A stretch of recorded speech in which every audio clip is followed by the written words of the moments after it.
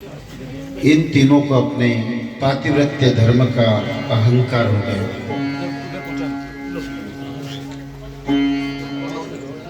नारद जी ने प्रशंसा करते हुए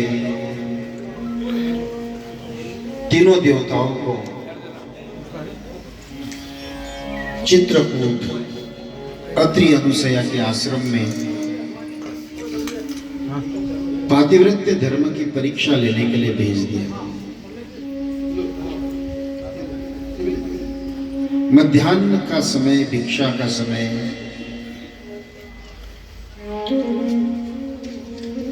तीनों देव भिक्षाम देवी अलग निरंजन करते हुए खड़े हुए। घर के अंदर से जब अनुसया माता आती है तो देखते हैं तो कोई तीन दिव्य पुरुष उनके सामने उपस्थित है, भिक्षा लेकर आए। तीनों देव कहते हैं कि हे देवी, हमारा संकल्प है कोई पुरुष भिक्षा देता है तो सवस्त्र होते हैं और कोई स्त्री देती है तो निर्वस्त्र भिक्षा देते हैं। बड़ा विस्तार हो सकता है, लेकिन सवस्त्र और निर्वस्त्र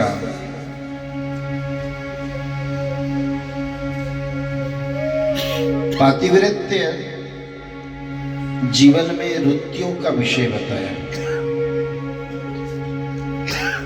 खाली सांसारिक पातिव्रत या पत्नीव्रता नहीं है। आपने एक श्लोक सुना होगा, यत्र योगेश्वर कृष्ण यत्र पार्थ धनुर्धरा तत्र श्री विजयो भूतिर ध्रुवा। क्या कहते? ध्रुवा। ध्रुवा का मतलब क्या? दृढ़। सारी जगह पे सूर्य, अग्नि, जल, पृथ्वी, नवग्रह जिसकी परिक्रमा करते हैं, ऐसा दृढ़ता, एक ही जगह पे रहना। एको हम बहुश्याम। उस परात्पर परमात्मा का ध्यान करते हुए अनुसया ने देखा कि मैं तो मेरे पति की हूं। मीरा कहती कि मैं तो श्याम की हो गई रे। इसी तरह से जब अनुसया ने कहा कि मैं तो मेरे पति, सारा ब्रह्मांड मेरी संतान है,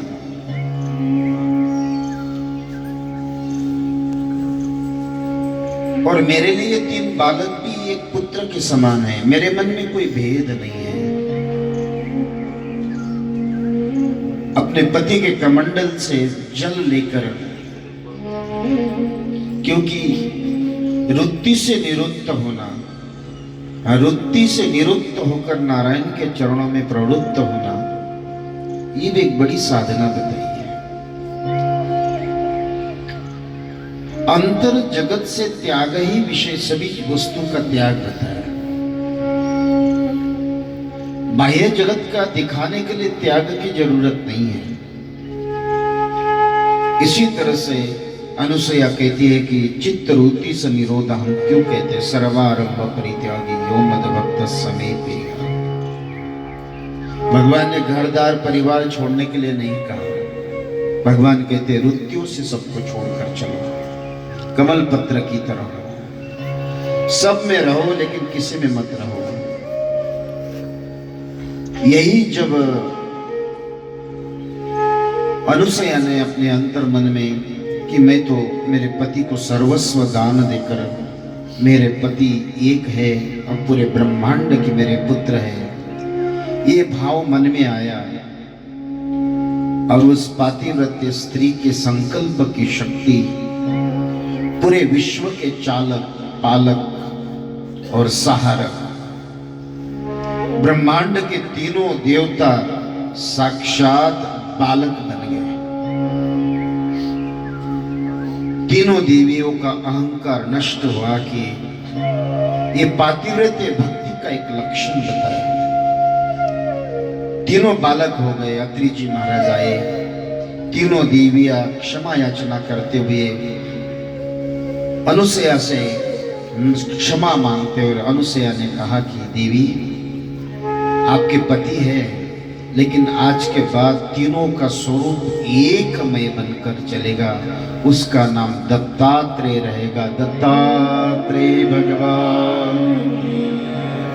दिगंबरा दिगंबरा श्रीपाद वल्लभ दिगंबरा दिगंबरा दिगंबरा श्रीपाद वल्लभ दिगंबरा दिगंबरा दिगंबरा श्रीपाद वल्लभ दिगंबरा